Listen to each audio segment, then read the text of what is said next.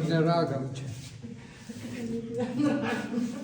Kai tokia kažkaip tai gal ne ragam, gal yra. Gavau tokį paprašymą nupaišyti raganą. Nu, ir galvoju, palauk, tai sakau, kaip tu raganą, kaip Bauba filme, ar kaip Joniukas ir Gritutė, kad ten filme buvo. Nesvarb, kuo bus tuoj, bet svarb, ką raganą nupaišyti.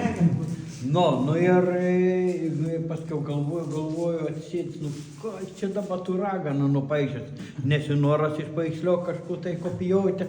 Nu ir paskiau kažkaip tinkti galvą mintis, jei su smuiku graja, tai smuikininkį, jei su būgnu būgnininkį, jeigu dar su kokiu nors ten pianinu pianistu, o jei su ragu, tai ragana. Tai va, įlinda ta mintis į galvą, kad va tai yra ragana. Nu ir tada padaviau ragą šanai.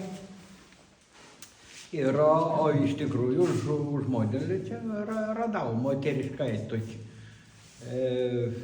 Tai čia gyvus žmogus, vienu žodžiu, joms. Aš kitaip nemoku paišyti, man reikia kiekvieną daiktą turėti tikrą. Teiktų ragą turėti tikrą, teiktų žmogų turėti tikrą.